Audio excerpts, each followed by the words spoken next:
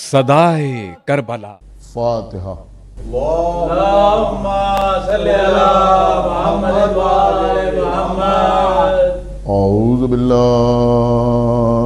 السمیع العلی العظیم من الشیطان اللعین الرجیم، بسم اللہ الرحمن الرحیم۔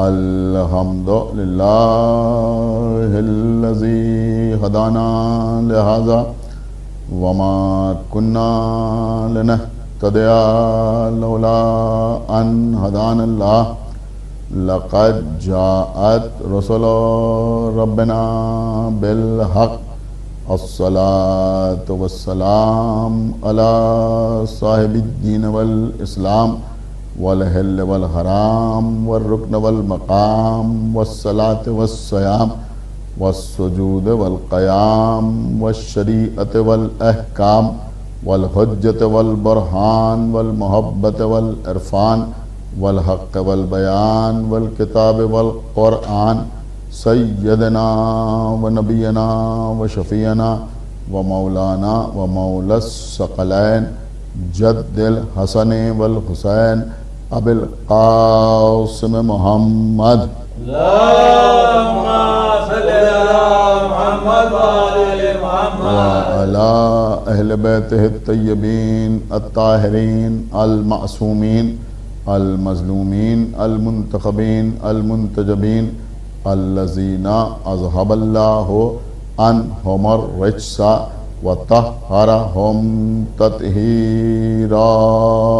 اللہم صلی علی محمد وآل محمد۔ ولعنۃ اللہ علی اعدائہم وقتلتہم وغاصبی حقوقہم ومنکری فضائلہم ومصائبہم اجمعین من الآن الی یوم الدین، اما بعد فقد قال اللہ سبحانہ تبارک و تعالی فی کتابہ المجید وفرقانہ الحمید وقولہ الحق، بسم اللہ الرحمن الرحیم۔ وبشر الصابرین الذین اذا اصابتہم مصیبۃ قالوا انا للہ وانا الیہ راجعون۔ صلوات بر محمد۔ اللہم صلی علی محمد وآل محمد۔ حضرات، یہ شام غریبہ کی مجلس ہے، قیامت کی رات ہے۔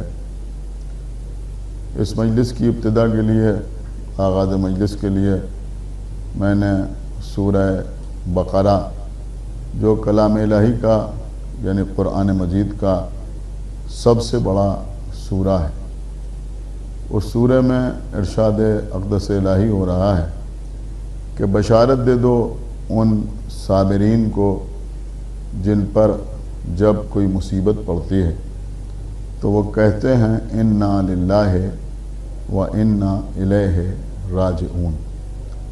دیکھیے، اس آیت کا مزاج، اس آیت کا نہج، اس آیت کا انداز، اس آیت کا طریقہ خود اس بات کی نشاندہی کر رہا ہے کہ اس آیت کے نازل ہونے سے پہلے بھی کسی نے کہا ہے انا للہ و انا الیہ راجعون۔ جب ہم نے تفاسیر کی طرف رجوع کیا تو ہم اس نتیجے پر پہنچے کہ اکثر مفسرین نے، وہ کسی بھی فرقے سے تعلق رکھتے ہوں، اس بات کو اپنی اپنی تفاسیر میں تحریر کیا ہے کہ سب سے پہلے مولا متقیان حضرت علی ابن ابی طالب علیہ السلام نے اپنی زبان اقدس پر یہ جملہ جاری کیا انا للہ و انا الیہ راجعون۔ تھوڑا سا اختلاف یہ ہے کہ بعض مفسرین نے یہ لکھا کہ جب جناب جعفر طیار جو مولا علی کے بڑے بھائی تھے اور جنگ موطا میں آپ کی شہادت واقع ہوئی اور بڑی مظلومانہ شہادت تھی، آپ کے ہاتھ قلم ہوئے اور اس کے بعد سر پر گرز لگا، علمدار لشکر تھے، اپنے ہاتھوں سے علم کو گرنے نہ دیا۔ جب جناب جعفر طیار کی جنگ موطا میں شہادت ہوئی اور مولا علی کو یہ خبر ہوئی کہ آپ کے بڑے بھائی کی شہادت ہوئی ہے، تو آپ نے فرمایا انا للہ و انا الیہ راجعون۔ اور بعض مفسرین نے یہ تحریر کیا ہے کہ جب جنگ احد میں رسول اللہ کے اور مولا علی کے چچا یعنی جناب حمزہ کی شہادت ہوئی، جن کی شہادت کے بعد پیغمبر اسلام نے اپنی اس حسرت کا اظہار کیا تھا، جب اور لوگ اپنے اپنے شہداء پر آنسو بہا رہے تھے، رو رہے تھے، تو پیغمبر نے فرمایا تھا کہ کیا میرے چچا پر کوئی رونے والا نہیں ہے؟ تو جب جناب حمزہ کی خبر شہادت سنی، یہ جناب حمزہ وہ شہید ہیں کہ جن کی شہادت کے بعد یزید کی دادی نے آپ کے کلیجے کو چبایا اور تمام ظلم آپ کے اوپر کیے، تب مولا علی نے فرمایا انا للہ و انا الیہ راجعون۔ لیکن اس بات پر مفسرین کا اجماع ہے کہ پہلے مولا علی نے کہا، اور جب علی نے کہا تب اللہ نے اسے قرآن کا جز بنایا۔ تو ایک بات تو یہ بھی سمجھ میں آتی ہے کہ دنیا کے سارے مسلمانوں میں اور مولا علی میں فرق یہ ہے کہ ہم وہ پڑھتے ہیں جو قرآن میں لکھا ہوا ہے، اور علی اس شخصیت کو کہتے ہیں کہ جو ان کی زبان پر جاری ہو جاتا ہے اللہ اسے قرآن کا جز بنا دیتا ہے۔ اس لیے کہ پہلے مولا علی نے فرمایا انا للہ و انا الیہ راجعون، اور بعد میں اللہ کہہ رہا ہے کہ بشارت دے دو ان صابرین کو جن پر جب مصیبت پڑتی ہے تو وہ کہتے ہیں انا للہ و انا الیہ راجعون۔ دیکھیں یہ مجلس مصائب کی مجلس ہے، لیکن آپ کو مصائب تک لے جانے کے لیے چند جملے میں آپ کی خدمت میں عرض کروں کہ اس آیت میں صاف صاف اظہار ہو رہا ہے کہ بشارت دے دو ان صابرین کو جن پر جب مصیبت پڑتی ہے۔ دیکھیں آپ غور فرمائیں کہ مصیبت بھی دو طرح کی ہوتی ہے۔ ایک مصیبت وہ ہوتی ہے کہ جس کا ذمہ دار انسان خود ہوتا ہے، یعنی اگر وہ ایسا عمل نہ کرے تو اس مصیبت سے محفوظ رہے۔ مثلا میں آپ کی خدمت میں عرض کروں کہ اللہ نے کسی کو دولت سے نوازا، اللہ نے کسی کو مال عطا کیا، لیکن اس نے فضول خرچی کی، اسراف کیا، جہاں پر خرچ نہیں کرنا چاہیے تھا وہاں بھی خرچ کیا، اور فضول خرچی کی وجہ سے وہ مفلس ہو گیا، نادار ہو گیا، پیسے کو محتاج ہو گیا، فاقے کرنے لگا۔ تو اب یہ جو مفلسی کی مصیبت ہے اس کا ذمہ دار یہ شخص خود ہے، اس لیے کہ اگر یہ اسراف نہ کرتا، اگر یہ فضول خرچی نہ کرتا، اگر بیجا مال کو صرف نہ کرتا تو یہ مفلس نہ ہوتا، یہ نادار نہ ہوتا۔ تو یہ وہ مصیبت ہے جس کا ذمہ دار انسان خود ہے۔ یا مثلا میں آپ کی خدمت میں عرض کروں کہ کسی نے اوور ایٹنگ کی، بہت زیادہ کھانا کھایا جو اسے نہیں کھانا چاہیے تھا، یا ایسی چیزوں کو تناول کیا کہ جس سے انسان کی صحت کو نقصان پہنچے اور وہ بیمار ہو گیا۔ تو اب اگر یہ بیمار ہو گیا تو اس بیماری کا ذمہ دار یہ خود ہے، اس لیے کہ اگر یہ ایسا نہ کرتا تو بیمار نہ ہوتا۔ بہت توجہ کے ساتھ آپ سنیں۔ یا پھر کسی نے ایسی چیزوں کو اپنے لیے بہت زیادہ ضروری قرار دے دیا اور ان کا استعمال بہت زیادہ کیا کہ مثلا جن کی وجہ سے کینسر ہوتا ہے اور اسے کینسر ہو گیا، تو وہ اپنی اس مصیبت کا ذمہ دار خود ہے، نہ وہ ایسا کرتا نہ وہ اس مصیبت میں مبتلا ہوتا۔ کسی نے اہل محلہ سے اپنے تعلقات اچھے نہ رکھے، کسی سے ملنا جلنا نہ رکھا، اور اس کے اوپر کوئی مصیبت آئی اور کوئی اس کی مدد کرنے کے لیے نہ آیا، وہ اس مصیبت میں تنہا تھا، تو یہ تنہائی کی جو مصیبت ہے اس کا ذمہ دار وہ خود ہے۔ اگر وہ دوسروں کے سکھ دکھ میں شریک ہوتا اور لوگوں سے ملتا جلتا تو شاید اس مصیبت میں مبتلا نہ ہوتا۔ تو ایک تو مصیبت وہ ہوتی ہے جس کا ذمہ دار انسان خود ہوتا ہے، اور دوسری مصیبت وہ ہوتی ہے کہ جو اللہ کی طرف سے امتحان کے طور پہ نازل ہوتی ہے، یعنی اللہ اپنے نیک بندوں کا امتحان لیتا ہے، اور جب اللہ اپنے نیک بندوں کا امتحان لیتا ہے تو ان کو اکثر مصیبتوں میں مبتلا کرتا ہے۔ اس کو ابتلا کہتے ہیں، یعنی جہاں اللہ کسی بندے کو امتحان میں مبتلا کرتا ہے۔ اب یہ امتحان جو ہے یہ ایسے ویسے لوگوں کا نہیں ہوتا، بلکہ یہ اللہ کے نیک بندوں کا ہوتا ہے۔ یہ ان بندوں کا ہوتا ہے کہ جن کا کیریکٹر بہت اچھا ہوتا ہے۔ یہ امتحان ان بندوں کا ہوتا ہے جن کا کردار بہت اچھا ہوتا ہے۔ یہ امتحان ان بندوں کا ہوتا ہے جو نیک ہوتے ہیں، جو صالح ہوتے ہیں۔ تو اللہ کبھی کبھی ایسے بندوں کا امتحان لیتا ہے۔ اگر آپ ان بندوں کی فہرست دیکھیں کہ جن کا اللہ نے امتحان لیا، تو اس میں ہمارے آپ کے جیسے لوگ نہیں نظر آئیں گے، بلکہ اس میں صالحین نظر آئیں گے، اس میں انبیاء نظر آئیں گے، اس میں رسول نظر آئیں گے، اس میں اولیاء نظر آئیں گے۔ تو اللہ نے بڑے بڑے نبیوں کا امتحان لیا۔ تو مسئلہ یہ ہے قبلہ کہ اللہ نے انبیاء کا امتحان لیا، جناب نوح کا امتحان ہوا، جناب موسیٰ کا امتحان ہوا، جناب ابراہیم کا امتحان ہوا۔ آپ سوچیں کہ کیا یہ امتحان کم ہے کہ جناب نوح تبلیغ کر رہے ہیں، دین کی تبلیغ کر رہے ہیں، لوگوں کو اچھی باتوں کی طرف دعوت دے رہے ہیں کہ جھوٹ نہ بولو، غیبت نہ کرو، فریب کاری نہ کرو، ایک اللہ کی عبادت کرو، تو نیک چیزوں کی طرف لوگوں کو دعوت دے رہے ہیں۔ لیکن لوگ کیا کر رہے ہیں کہ جناب نوح کے اوپر پتھر برسا رہے ہیں اور جناب نوح تمام طرح کے مصائب اٹھا رہے ہیں۔ تو یہ امتحان ہی تو ہے۔ تو اللہ جناب نوح کا امتحان لے رہا ہے، اس لیے کہ جو اللہ جناب نوح کو نبی بنا سکتا ہے وہ جناب نوح کی اس طرح سے ان لوگوں سے حفاظت بھی کر سکتا ہے۔ لیکن اللہ جناب نوح کا امتحان لے کے دنیا کو بتا رہا ہے کہ دیکھو اتنی مصیبتیں ان کے اوپر پڑ رہی ہیں، یہ ان مصیبتوں کو برداشت کر رہے ہیں، آپ سمجھ رہے ہیں، ان مصیبتوں کے اوپر صبر کر رہے ہیں۔ تو یہ جناب نوح کا امتحان ہی تو ہے۔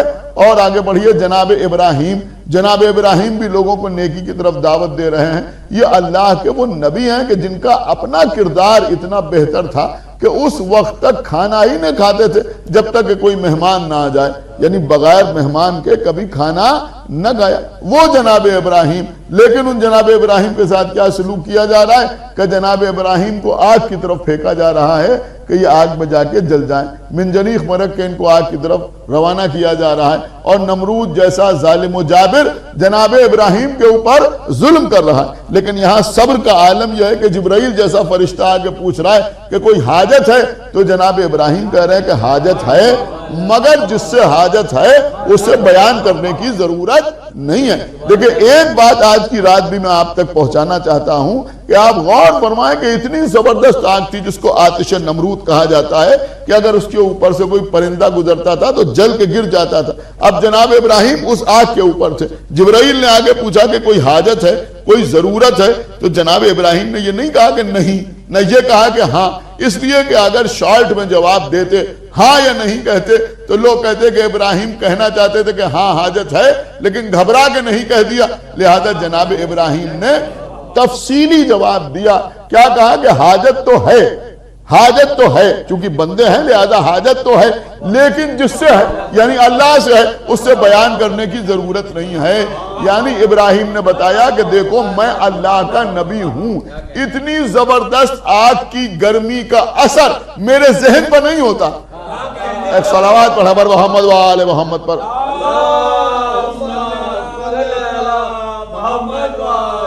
اب آپ مجھے بتائیں کہ جب اتنی زبردست آگ کی گرمی کا اثر ابراہیم کے ذہن پر نہیں ہوتا تو پھر ہلکے سے بخار کی گرمی کا اثر کسی نبی کے ذہن پر کیسے ہو سکتا ہے؟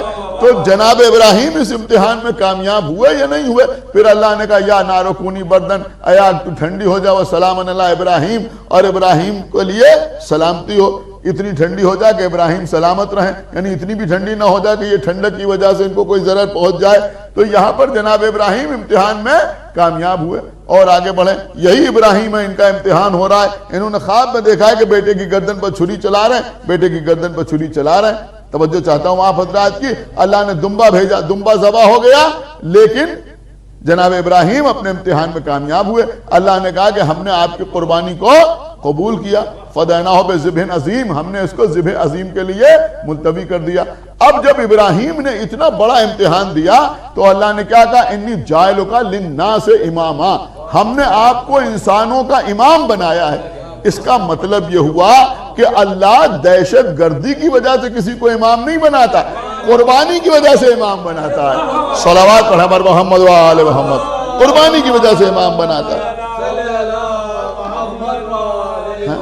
قربانی کا مطلب کیا ہوتا ہے؟ سیکریفائز، یعنی جو قربانی دیتا ہے، جو سیکریفائز کرتا ہے، اللہ اس کو امام بناتا ہے۔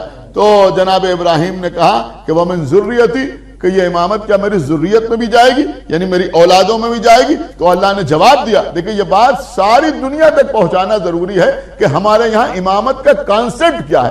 ہم ہر ایسے ویسے کو امام نہیں مانتے، سمجھ رہے ہیں آپ میری بات؟ بلکہ امامت کا کانسیپٹ کیا ہے؟ اللہ کہہ رہا لا ینال عہد الظالمین، کہ میرا عہدہ ظالموں تک نہیں جاتا۔ تو ایک بات سمجھ میں آئی کہ جو اللہ کی طرف سے عہدہ رکھتا ہے وہ کبھی ظالم نہیں ہوتا. سمجھ رہے ہیں؟ وہ کبھی ظالم نہیں ہوتا. اب ظلم کرنے والا لاکھ اپنے کو اسلام سے وابستہ ثابت کرے لیکن یہ سمجھ لیجئے کہ اس کا دین سے کوئی تعلق نہیں ہے. اس کا دین سے کوئی تعلق نہیں. اس لیے کہ اگر دین سے تعلق ہوتا تو اس کے پاس یہ عہدہ نہ ہوتا. سمجھ رہے ہیں؟ تو اللہ اپنا عہدہ ظالموں کو نہیں دیتا. ظالموں کو نہیں دیتا. پھر کس کو دیتا ہے؟ کہ صبر کرنے والوں کو دیتا ہے. اللہ کہہ رہا ہے کہ بشارت دے دو ان صابرین کو کہ جن پر جب مصیبت پڑتی ہے تو وہ کہتے ہیں انا للہ و انا الیہ راجعون. لیکن ایک بات اور میں آپ کی خدمت میں عرض کروں, کبھی آپ نے اس بات پر غور کیا کہ یہ اللہ کو امتحان لینے کی ضرورت کیا ہے بندے کی؟ ہمارے یہاں اسکولوں میں جو امتحان ہوتا ہے یا کسی بچے کا امتحان ہوتا ہے تو وہ امتحان اس لیے ہوتا ہے کہ استاد کو یہ نہیں معلوم کہ یہ پرموٹ ہونے کے لائق ہے یا نہیں ہے, اس لیے اس کا امتحان ہوتا ہے. اللہ تو سب جاننے والا ہے. وہ جانتا ہے کہ اگر نوح کے اوپر یہ مصیبت آئے گی تو ان کا ری ایکشن کیا ہوگا. وہ جانتا ہے کہ اگر ابراہیم کو آگ میں پھینکا جائے گا تو یہ کیا کریں گے. وہ جانتا ہے کہ اگر یہ خواب میں دیکھیں گے تو اپنے بیٹے کی گردن پر چھری رکھ دیں گے. وہ تو سب کچھ جاننے والا ہے. تو پھر اللہ امتحان کیوں لیتا ہے؟ کیا اللہ کو معلوم نہیں کہ یہ بندہ کیا کرے گا؟ تو پھر اللہ امتحان کیوں لیتا ہے؟ بڑی قیمتی بات میں آپ کی خدمت میں عرض کر رہا ہوں. اللہ اپنے خاص بندوں کا امتحان اس لیے لیتا ہے کہ نوح کے زمانے کے لوگ یہ نہ سمجھیں کہ بھئی جیسے نوح ویسے ہم, تو اللہ نے انہیں نبی کیوں بنایا, ہمیں نبی کیوں نہیں بنایا.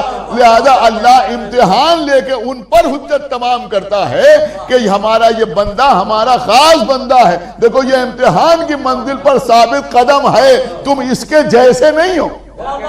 ایک صلوات پڑھیں پر محمد و آل محمد. تم اس کے جیسے نہیں. لہذا اللہ امتحان لیتا ہے. اسی طرح سے اللہ نے جناب ابراہیم کا امتحان لیا, جناب موسیٰ کا امتحان لیا, جناب عیسیٰ کا امتحان لیا. تو یہ جو امتحانات کا سلسلہ ہے یہ اسی لیے ہے, یہ اسی لیے. بس عزیزوں میں نے بات کو تمام کیا. تو اللہ کہہ رہا ہے جن پر مصیبت پڑتی ہے تو وہ کہتے ہیں انا للہ و انا الیہ راجعون. لیکن میں سمجھتا ہوں کہ سب سے زیادہ اس جملے کو مصیبتوں پر جو جاری کیا وہ کربلا کے میدان میں سرکار سید الشہداء امام حسین علیہ السلام نے جاری کیا. یہ کربلا کے میدان میں جو جنگ ہو رہی ہے یہ حق و باطل کی جنگ ہے, یہ انسانیت اور حیوانیت کی جنگ ہے. آپ سمجھ رہے ہیں؟ یہ ظلم اور صبر کی جنگ ہے, یہ تشدد اور قربانی کی جنگ ہے. ایک طرف تشدد ہے, ایک طرف ظلم ہے, ایک طرف بدکاری ہے, دوسری طرف حسین ابن علی ہیں جو دنیا کے تمام اوصاف حمیدہ کے نمائندے ہیں. آپ ذرا غور فرمائیے, یہ کوئی دو شہزادوں کی جنگ نہیں ہے, یہ اقتدار کی جنگ نہیں. یہ شہزادے کے لفظ جو لوگ استعمال کر لیتے ہیں, میں آپ کی خدمت میں عرض کروں یہ دو شہزادوں کی جنگ نہیں ہے. بڑی قیمتی بات میں عرض کر رہا ہوں, دو شہزادوں کی جنگ نہیں ہے. بے شک ایک تو شہزادہ ہے اور اس سے بڑا شہزادہ کون ہوگا؟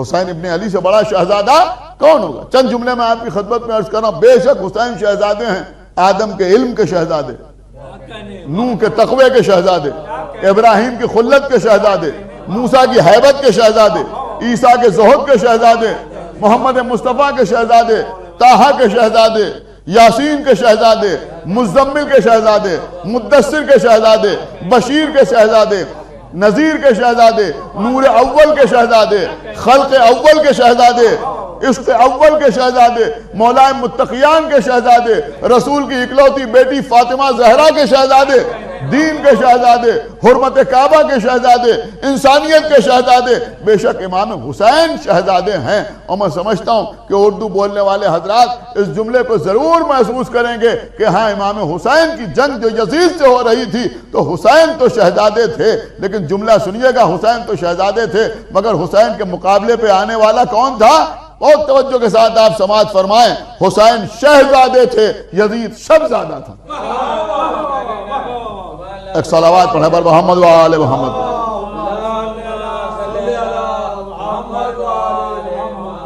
دیکھیں بہرائچ میں ایک بزرگ شاعر تھے, بڑے زبردست شاعر تھے, جناب ناظم جعفری بہرائچی صاحب, بڑے غضب کے شاعر تھے. کچھ عرصہ پہلے ان کا انتقال ہو گیا. ایک بار ایک مصالمے میں نے ان سے ایک شعر سنا تھا. اس وقت خدا جانے کیوں میرا جی چاہ رہا ہے کہ میں آپ کی خدمت میں شام غریباں کی اس مجلس میں عرض کر دوں کہ وہ فرماتے ہیں کہ شام کے سینے پر رکھ دی, کربلا کی دوپہر.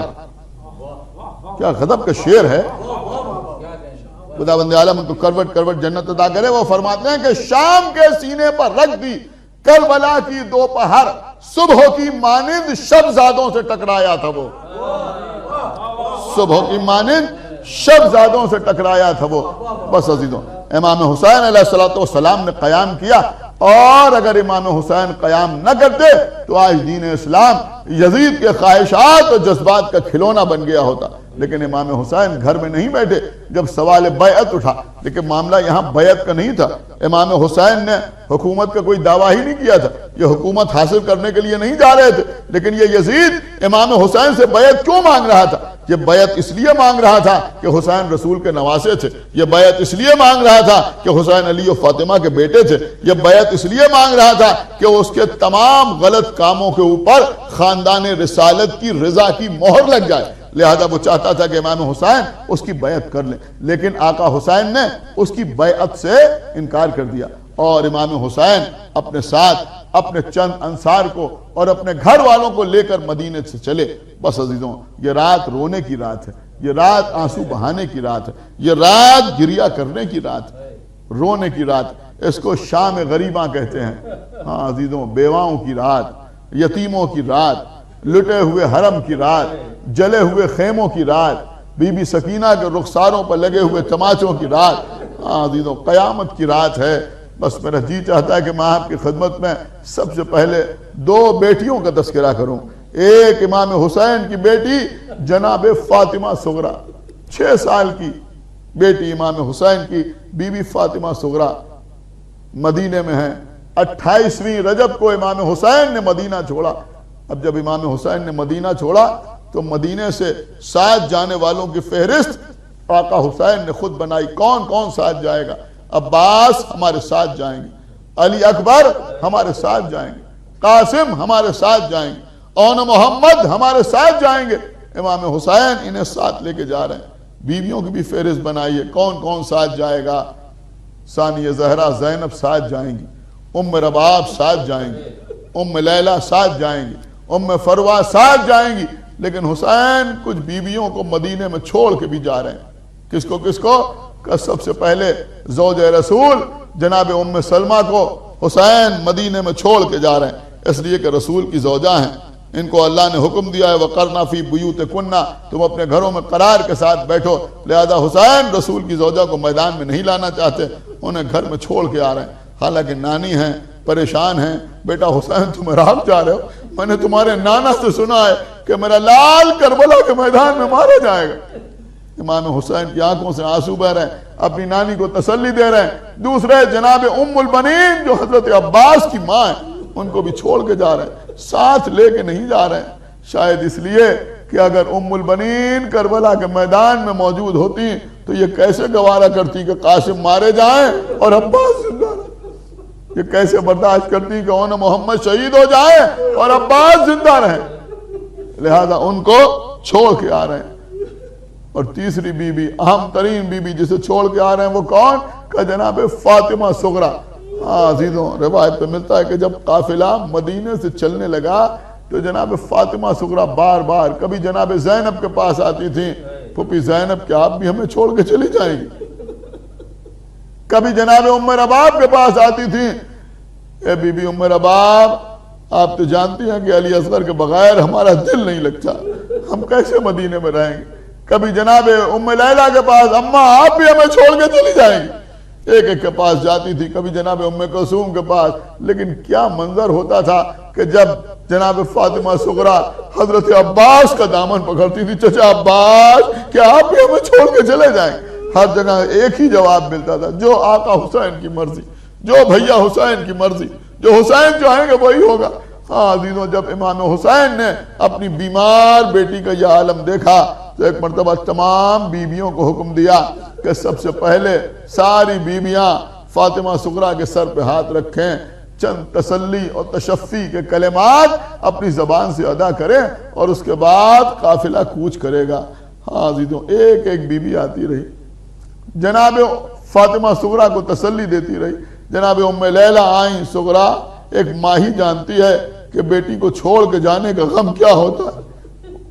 فاطمہ صغرا کی آنکھوں سے آنسو بہتے رہے، کوئی جواب نہ دیا۔ جناب ام رباب آئیں، صغرا ہمیں تو معلوم ہے کہ علی اصغر کے بغیر تمہارا دل نہیں لگتا، لیکن کیا کریں، جو آقا حسین کی مرضی۔ جناب ام کلثوم آئیں، صغرا ہم تمہیں بھول نہ جائیں گے، ہم بھیا عباس کو یاد دلاتے رہیں گے کہ اگر سکینہ یہاں ہے تو صغرا مدینے میں انتظار کر رہی ہے۔ صغرا آنسو بہاتی رہیں، کوئی جواب نہ دیا۔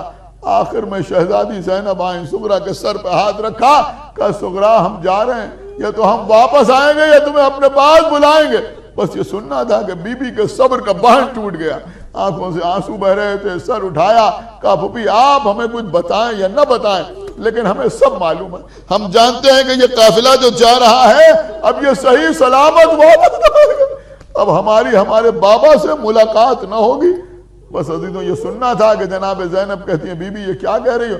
کہا پھوپھی اماں میں بیمار ہوں۔ کہا بے شک تم بیمار ہو۔ کہا میں صحن خانہ میں لیٹی رہتی ہوں، جب رات ہو جاتی ہے اور نصف شب گزر جاتی ہے تو اکثر ایسا ہوتا ہے کہ آدھی رات گزرنے کے بعد ایک بی بی سیاہ چادر اوڑھ کے آتی ہیں اور آگے کہتی ہیں میرے حسین میں تجھ پہ کہاں آنسو بہاؤں گی، جب تیرے گلے پر خنجر چل رہا ہوگا تب آنسو بہاؤں گی، یا تیرا سر نوک نیزہ پہ بلند ہوگا تب آنسو بہاؤں گی، یا جب تیرا سر خولی کے تنور میں رکھا ہوگا تب آنسو بہاؤں گی، یا جب تیرا سر شرابی کے دربار میں تشت طلا میں رکھا ہوگا تب میں آنسو بہاؤں گی۔ عزیزو حسین بی بی صغرا کو مدینے میں چھوڑ کے آئے، لیکن آپ کو معلوم ہے صغرا انتظار کرتی رہیں امام حسین علیہ السلام کا۔ لیکن جب یہ رات آئی جس کو شام غریبہ کہتے ہیں، اللہ اکبر، روز عاشور بی بی صغرا صبح سے پریشان، بار بار روز رسول پر جاتی تھی واپس آتی تھی، پھر جاتی تھی پھر واپس آتی تھی، پھر جاتی تھی پھر واپس آتی تھی، کبھی جناب ام سلمہ کے پاس جاتی تھی، تو ام سلمہ صغرا سے چھپ چھپ کے آنسو بہاتی تھی تاکہ بچی کو تسلی رہے، لیکن صغرا کی بے چینی بڑھتی جاتی تھی جیسے جیسے دن آگے بڑھتا جاتا تھا، یہاں تک کہ سورج غروب ہو گیا۔ صغرا روضہ رسول پہ آئیں، دعا کرنے سے پہلے چاہا کہ روضہ رسول کے چراغ کو روشن کریں، لیکن جیسے ہی روضہ رسول کے چراغ کو روشن کرنا چاہا ایک تیز ہوا کا جھونکا آیا اور چراغ گل ہو گیا۔ صغرا نے پھر چراغ کو روشن کرنا چاہا، چراغ پھر گل ہو گیا، پھر چراغ کو روشن کرنا چاہا، چراغ پھر گل ہو گیا۔ جب 7 مرتبہ کوشش کی ہر بار چراغ گل ہوا، ایک مرتبہ قبر سے آواز آئی صغرا آج کی رات میرا چراغ نہ جلا، اس لیے کہ کربلا میں میرا چراغ گل ہو گیا، میرا حسین کربلا میں مارا گیا۔ جزاکم اللہ خیر الجزا۔ عزیزوں یہ بی بی فاطمہ صغرا ہے، اور ایک رخصت بی بی سکینہ سے امام حسین علیہ السلام کی کربلا کا میدان ہے۔ امام حسین اون محمد کے لاشیں اٹھا چکے، قاسم کی پامال لاش کے سینے سے برچھی کی یعنی کھینچ چکے، حسین علی اکبر کے سینے سے برچھی کی یعنی کھینچ چکے، قاسم کی پامال لاش لے کے آ چکے، 6 مہینے کے بچے کی قبر بنا چکے۔ اب امام حسین در خیمہ پہ آئے، بیویوں سے رخصت ہوئے، اب چلے۔ حسین جب کہ چلے بعد 2 پہر رن کو نہ تھا کوئی جو سنبھالے رکاب توسن کو، سکینہ جھاڑ رہی تھی ابا کے دامن کو، حسین چپکے کھڑے تھے جھکائے گردن کو، نہ آسرا تھا کوئی شاہ کربلائی کو، فقط بہن نے کیا تھا سوار بھائی کو۔ حسین گھوڑے پر سوار ہوئے، ایڑ لگائی، لیکن گھوڑا آگے نہیں بڑھتا۔ ایک مرتبہ فرمایا اے گھوڑے میں جانتا ہوں کہ تو میرے ساتھ 3 دن کا بھوکا اور پیاسا ہے، لیکن مجھے جلد از جلد میری منزل تک پہنچا دے۔ لیکن گھوڑے نے اپنے سمو کی طرف اشارہ کیا، اب جو دیکھا تو کیا دیکھا کہ 3 برس کی سکینہ گھوڑے کے پیروں سے لپٹی ہوئی رو رہی۔ اے میرے بابا کی سواری کے گھوڑے میرے بابا کو کہاں لیا جاتا ہے؟ کیا وہاں لے جا رہا ہے جہاں جا کے کوئی واپس نہ آیا؟ امام حسین نے گھوڑے سے اتر کے سکینہ کو آغوش میں لیا، اور اس کے بعد ایک جملہ ہے مقتل کا، کیا فرمایا بیٹی مجھے جانے دو، ہو سکتا ہے میں تمہارے لیے پانی دیا۔ مختلف سن و سال کے لوگ مجلس کو سماعت کر رہے ہیں، میں ایک بات آپ کی خدمت میں عرض کروں گا، جو صاحبان اولاد ہیں وہ شاید زیادہ اچھی طرح محسوس کر سکتے ہیں۔ ایک کتاب ہے جس کا نام ہے مالی السبتین، صاحب مالی السبتین نے اپنی کتاب میں مصائب کا یہ عجیب گوشہ لکھا ہے۔ انہوں نے لکھا ہے کہ اگر کوئی باپ اپنی بچی سے کوئی وعدہ کر کے چلا جائے یا اپنے بچے سے کوئی وعدہ کر کے چلا جائے تو وہ دن بھر اپنے کاموں میں مصروف رہتا ہے، مصروف رہتا ہے، اسے یاد نہیں رہتا کہ میں نے کوئی وعدہ کیا ہے، لیکن بچہ دن بھر یاد رکھتا ہے۔ اور جب شام ہوتی ہے اور باپ اپنے گھر کے دروازے پہ آتا ہے، بڑا نفسیاتی جملہ ہے کہ ہر بچہ اپنے باپ کی سواری کی آہٹ کو پہچانتا ہے۔ صاحبان اولاد کو متوجہ کر کے عرض کروں گا کہ آپ اپنے گھر کے دروازے پہ آتے ہیں، آپ کو بھی تجربہ ہوگا، آپ 4 ویلر سے آئیں یا 2 ویلر سے آئیں، جیسے ہی گھر کے دروازے پہ آ کے رکتے ہیں، آپ نے ابھی ڈور بیل نہیں بجائی، آپ نے پکارا نہیں، آواز نہیں دی، اور بچے نے جلدی سے گھر کا دروازہ کھولا، اور اگر آپ کوئی وعدہ کر کے گئے تو بچہ پوچھتا ہے بابا وہ چیز لائے یا نہیں لائے؟ امام حسین جاتے جاتے کہہ رہے ہیں بی بی سکینہ سے، ہو سکتا ہے میں تمہارے لیے پانی لے آؤں۔ حضرینو اس وقت بی بی سکینہ کے لیے پانی سے زیادہ قیمتی کیا چیز ہے جس بچی کو 7ویں محرم سے 1 قطرہ پانی کا نہیں ملا ہے؟ چلے گئے امام حسین علیہ السلام، اور اس کے بعد وہ وقت بھی آیا کہ جب حسین کے گلے پر خنجر رواں ہو گیا، امام حسین کا خالی گھوڑا واپس آیا۔ عزیزوں جب گھوڑا واپس آیا اور خیمے کے دروازے پر ٹاپے مارنا شروع کی تو سکینہ سے زیادہ کون سمجھ سکتا تھا کہ میرے بابا کا گھوڑا آ گیا۔ عزیزوں جملہ ہے زندگی بھر رونے کے لیے نہیں، بلکہ اگر احساس ہو جائے تو کلیجہ پھٹ جائے۔ صاحب مالی سبتین نے لکھا ہے کہ بی بی ایک خالی کوزہ لے کے خیمے کے دروازے کی طرف دوڑی، یہ کہتی ہوئی کہ میرے بابا پانی لے آئے، لیکن آ کے جو خیمے کا پردہ اٹھایا تو کیا دیکھا کہ خالی گھوڑا کھڑا ہوا ہے، باگیں کٹی ہوئی ہیں، پیشانی پر خون ہے، زین ڈھلی ہوئی ہے۔ بی بی نے ننھے ننھے ہاتھ پھیلائے، گھوڑے نے گردن کو جھکایا، سکینہ نے گھوڑے کی گردن میں باہیں ڈالی، کان کے پاس منہ لے گئی، اے میرے بابا کی سواری کے گھوڑے، تیری کٹی ہوئی باگیں بتا رہی ہے میرا بابا مارا گیا، تیری پیشانی کا خون بتا رہا ہے میں یتیم ہو گئی، تیری ڈھلی ہوئی زین بتا رہی ہے سوار دوش رسول اب اس دنیا میں موجود نہیں ہے، لیکن مجھے صرف اتنا بتا دے کہ وقت ذبح میرے بابا کو پانی بھی نہ ملا۔ گھوڑے نے نفی میں سر ہلایا، بی بی نے رخساروں پر تماشے مارے، ہائے میرا بابا کربلا میں پیاسا مارا گیا۔ ہاں عزیزوں سکینہ کے بابا مارے گئے، اب کوئی تسلی دینے کے لیے نہیں آیا، اب کوئی دلاسا دینے کے لیے نہیں آیا، اب کوئی یتیمہ کے سر پہ ہاتھ پھیرنے کے لیے نہیں آیا، بلکہ لوگ خیموں کو جلانے کے لیے آئے، لوگ بیویوں کے سروں سے چادریں چھیننے کے لیے آئے۔ کوئی سید سجاد کے نیزے سے بستر کھینچ رہا ہے، کوئی نیزے کی انی سے بیویوں کی چادریں چھین رہا ہے، کوئی سکینہ کے گوشوارے اتار رہا ہے۔ جزاکم اللہ خیر الجزا۔ بس مجلس تمام ہو رہی ہے عزیزوں، آپ غور فرمائے کیا قیامت ہے۔ اب عزیزوں یہاں پر راوی نے ایک جملہ لکھا ہے، اس سن لیجئے، آپ بہت روئیں گے۔ وہ لکھتا ہے کہ جب خیموں میں آگ لگنا شروع ہوئی تو جب ایک خیمہ جلتا تھا تو بیویاں گھبرا کے دوسرے خیمے، جب دوسرا خیمہ جلتا تھا بیویاں تیسرے خیمے میں۔ ایک مرتبہ شمر ملون نے حکم دیا کہ سارے خیموں میں ایک ساتھ آگ لگا دی جائے۔ اب جو سارے خیموں میں ایک ساتھ آگ لگا دی تو راوی کہتا ہے کہ خیموں سے چھوٹے چھوٹے بچے نکل کر میدان میں اس طرح بکھر گئے کہ جس طرح سے کسی کے ہاتھ کی تسبیح ٹوٹ جائے اور دانے بکھر جائیں۔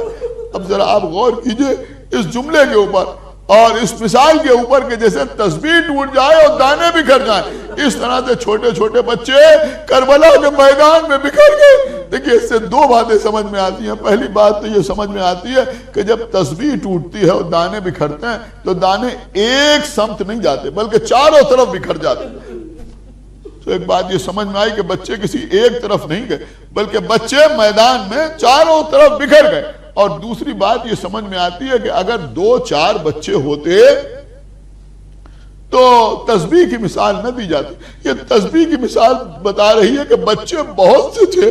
کبھی اس نقطے کے اوپر بھی آپ غور کیا کریں کہ بچے اتنے تھے کہ راوی نے تسبیح کی مثال دی، لیکن جب قافلہ لوٹ کے مدینے آیا تو سوائے امام محمد باقر کے کسی اور بچے کا تذکرہ نہیں ملتا۔ عزیزو یہ بچے کہاں چلے گئے؟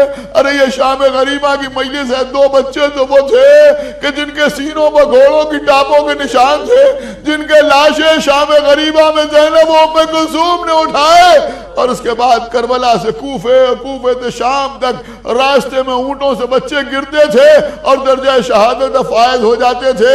ارے ایک سکینہ بچی تھی جو قید خانے شام میں اس دنیا سے گزر گئی۔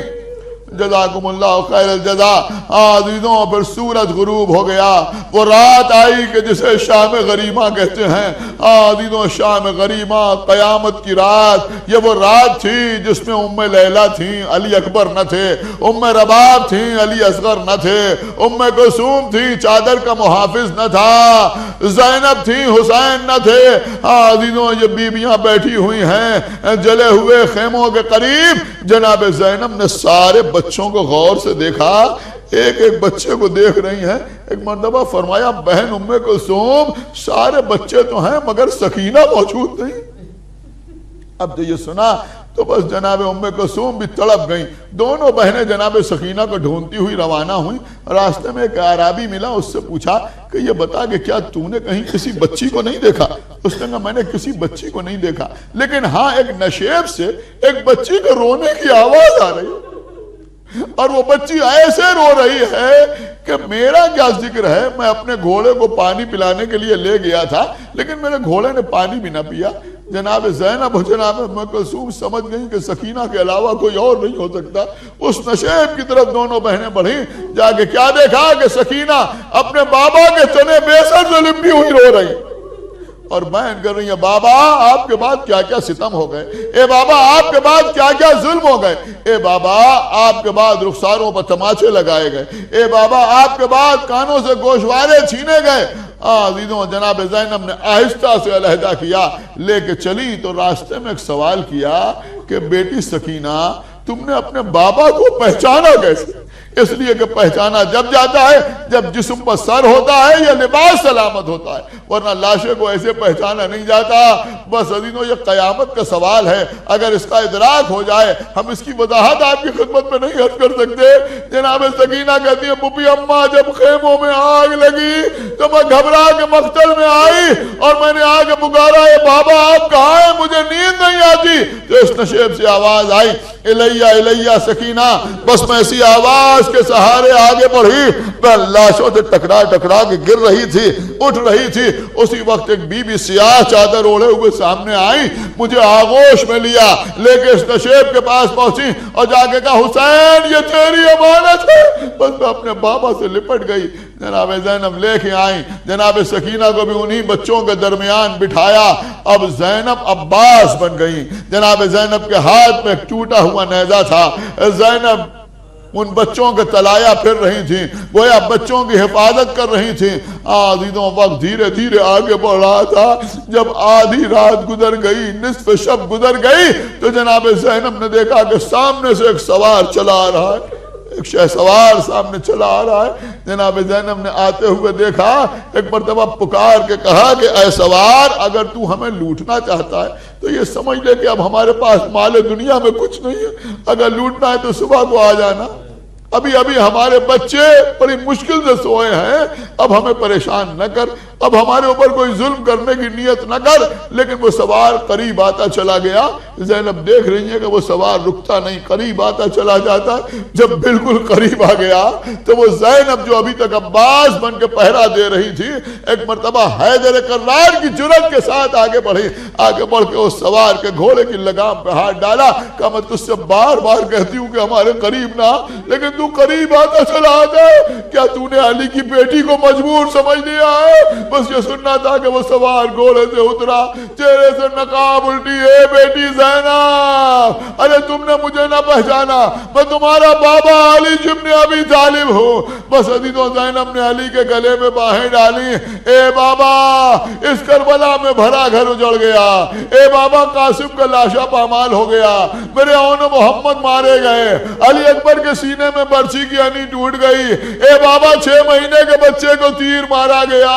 ए बाबा, सबसे आखिर में मेरा माजाया आपका बेटा हुसैन 3 दिन का भूखा प्यासा मिसले गोश्त पंद ज़बा कर दिया।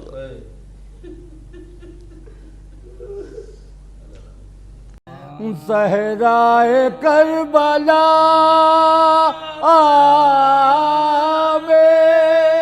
सदा सदाए करबला। डरावना जंगल है, रात अंधेरी ستارے کچھ جھل ملا رہے ہیں، پڑے ہیں ریتی پا چند لاشیں جو اپنا غم آپ کھا رہے ہیں، شکستہ ہتھیار کچھ پڑے ہیں، یہ لوگ شاید یہاں لڑے ہیں، لڑے تو وہ ہوں گے جو بڑے ہیں، نظر تو بچے بھی آ رہے ہیں، یہ لوگ ہیں کون خاندان کے جو کوئی پوچھے تو کس سے پوچھے،